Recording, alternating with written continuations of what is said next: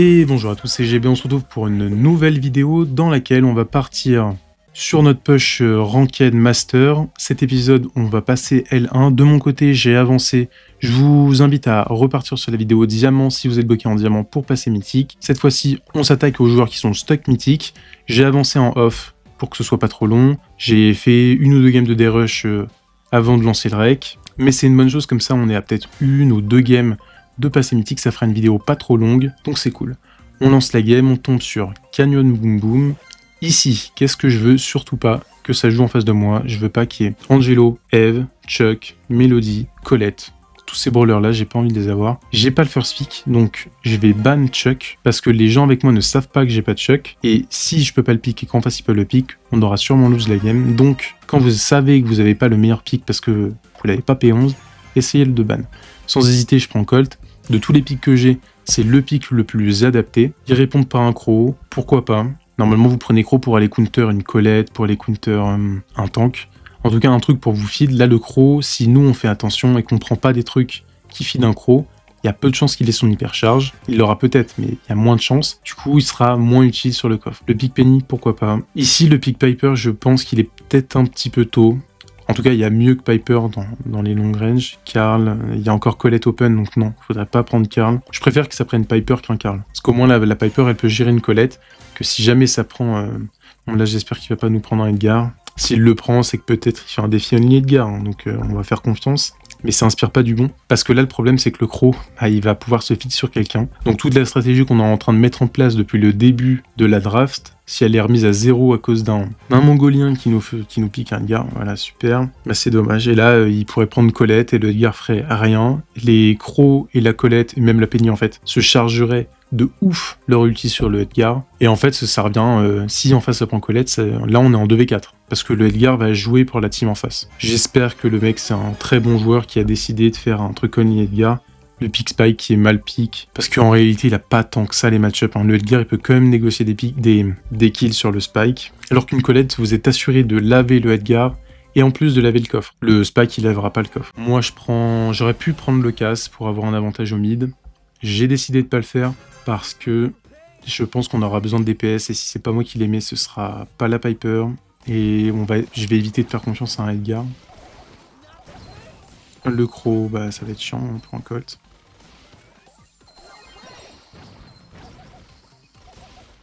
On va essayer de temporiser jusqu'à ce que notre Edgar il ait son ult. J'espère qu'il arrivera à faire quelque chose. Je vais ouvrir au mid dès qu'on pourra. Parce que ça va avantager notre Piper que je puisse ouvrir. Voilà, c'est très bien. Au moins on ne sera pas enfermé au spawn. Ou en tout cas ce sera plus facile d'en sortir. Le Crow, bah, c'est pénible hein, parce que... Contre une Piper... En fait, il n'y a personne qui peut réellement aller chercher le Crow. Il faut vraiment que je pète le mortier, c'est assez mal positionné ce mortier là. Le Edgar qui s'est fait soulever. Mais bon, c'est pas grave. Il faudrait que j'aille, que je trouve un moyen d'aller contre le Spike, parce que le Crow il est dur à toucher. Ok, très bien. Le Edgar, faut surtout pas qu'il crame son saut, c'est vraiment dommage, parce qu'il prend le kill, mais on l'aurait eu de quoi qu'il arrive. La Piper qui tape bien, il faudrait juste que le Edgar il arrive à faire un push une fois. Il met une hypercharge, il tue quelqu'un, il va sur le coffre, et là on fait 50%. Moi j'arrive derrière. C'est peut-être le meilleur scénario. Le Crow qui est hyper embêtant et qui a son hypercharge. Merci le Edgar, hein, ça c'est grâce à lui.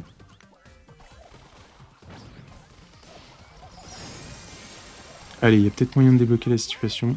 Très bien. Et très bien. Ok, donc là c'est vraiment le moment de rafaler le coffre. On se donne pas. Le Crow a son ult. Ce serait bien que je le retarde un peu. Voilà, nickel. Et à partir de là, normalement, je pense qu'on a gagné. Il faudra juste que le Edgar débloque un dernier ult qui saute sur le coffre. Et pendant qu'il saute sur le coffre, moi je mets les dégâts. Le Crow qui n'a vraiment rien compris.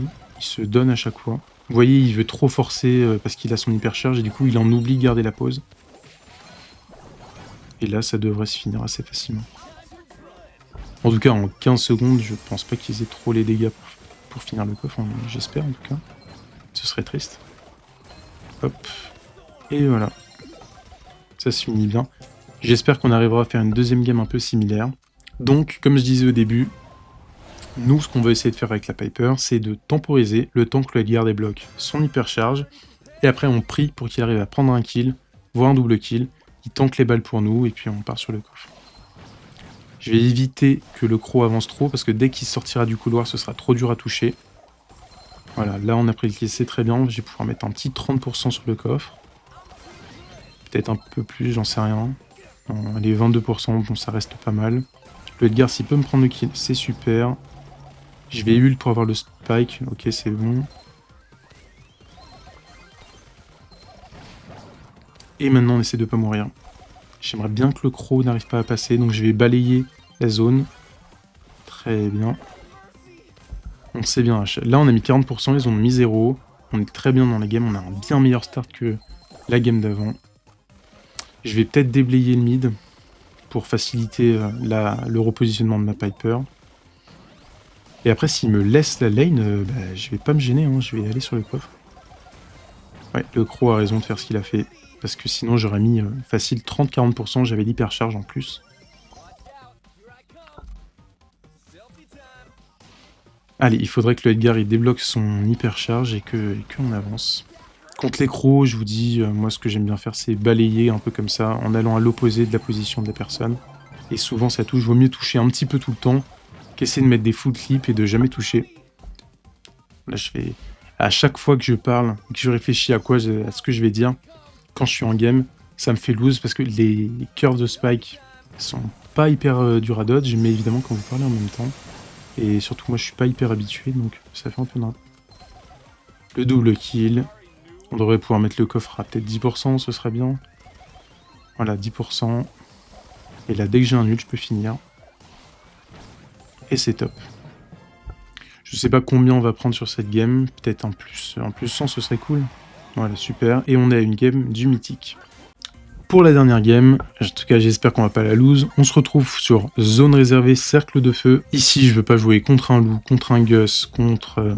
Qu'est-ce qui est pénible aussi ici? Jeannette c'est pénible, Kenji ça peut être pénible. Moi je vais peut-être ban...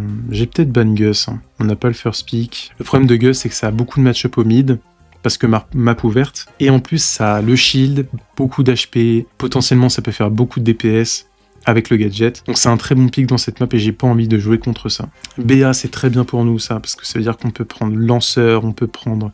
Les plus gros counters de BA c'est quoi? C'est les lanceurs du type Wally qui ont un peu de la portée, Grom, Wally, Tick. Et ensuite c'est les brawlers qui peuvent se protéger avec des trucs, ou bien les trucs qui ont plus de portée.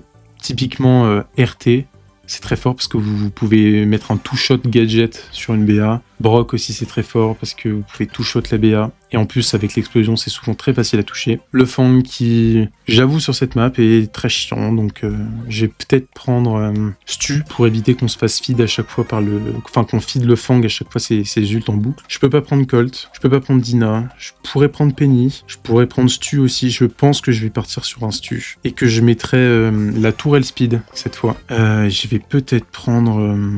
J'hésite à prendre le long dash. Je vais prendre le long dash pour la BA, ce sera peut-être pratique. J'aurais pas tellement besoin de heal à mon avis sur cette partie. La tourelle qui peut être vraiment game breaker, parce que ça va permettre à la Jessie d'avoir un match-up assez équivalent avec la BA. Donc il y a un mec qui est gloire Alien 2, ou 1, peut-être j'ai mal vu. Donc ça peut... Je sais pas ce que le mec fout dans cette division, peut-être qu'il push son master un peu tard. Là le plus important c'est de dodge, mais de dodge en zone. On n'oublie pas qu'on est en zone réservée, le but de la zone réservée c'est de prendre la zone. Donc, quitte à mourir, autant mourir dans la zone. Et là, c'est très bien. Et il a bien raté son ult, le Fang, la tourelle qui a bien carry. Et même le long dash qui m'a pas sauvé. Ok. Donc là, on a 25% d'avance. C'est très bien. Moi, je trouve qu'ils ont une meilleure compo que la nôtre, en face. Mais ils se mettent pas en zone. Donc, ça fait qu'on a quand même l'avantage. La BA touche pas mal, ouais. Je vais temporiser.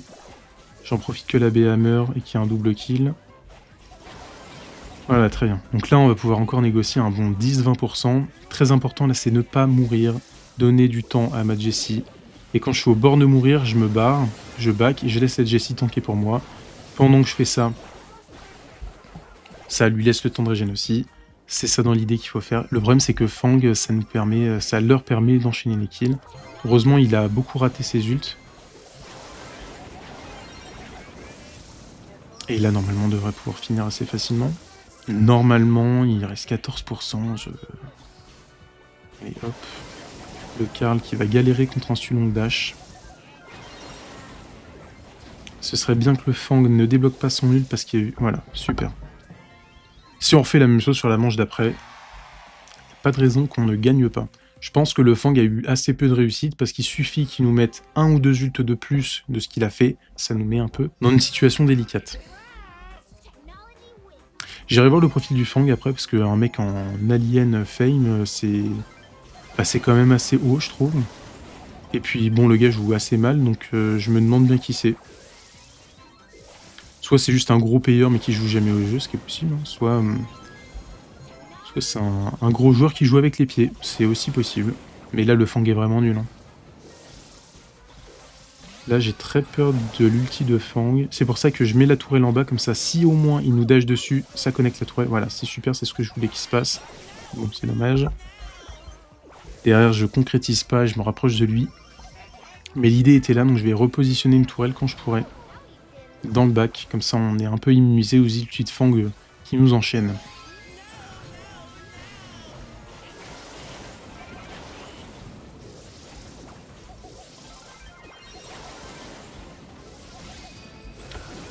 Il joue déjà mieux là que la game d'avant et que leur début de game. Le Fang qui fait vraiment n'importe quoi.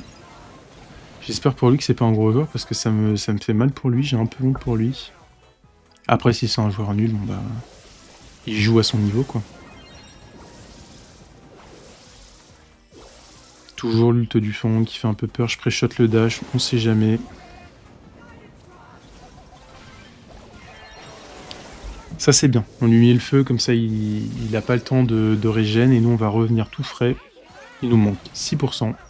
Ok, au moins le Fang qui crame son hypercharge, ça c'est toujours bien.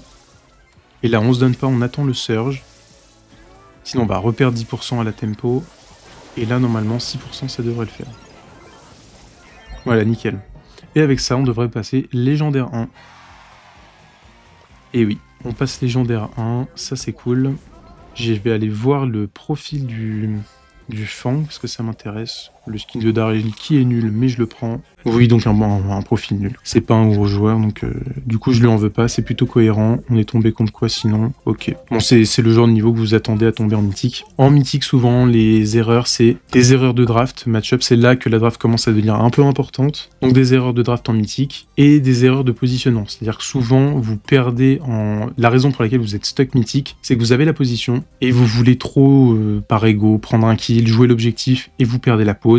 Et la game elle est relancée. Le moment où vous allez comprendre que la pause c'est important et qu'il vaut mieux rester en vie et attendre ses mates, le problème c'est que les gens meurent à 2 en même temps, 3 en même temps. Dites-vous bien que c'est possible de mourir, mais c'est un à la fois. Si vous mourrez à plus que ça, souvent ça occasionne des full teams ou des double kills. Et un double kill, la personne en face, quand elle est seule en 1v3, elle peut pas tanker la pression. Et ça vous met dans la merde. Je vous remercie d'être resté jusqu'au bout de la vidéo. On se retrouve dans 2 ou 3 jours pour une prochaine vidéo où on va passer, je pense, L2 ou est-ce que je skip direct à L3. Dites-le moi dans les commentaires si j'avance et qu'on passe à L3 pour ensuite, prochain épisode, passer Master. Ou si justement c'est à partir du L1, L2, L3 que ça vous intéresse plus. Et donc du coup, est-ce qu'on fait plus d'épisodes sur épisode sur L1, épisode sur le L2, épisode sur le L3 et ensuite le dernier où on passe Master. Et on se retrouve pour 2 ou 3 jours pour la prochaine vidéo. Allez, à plus.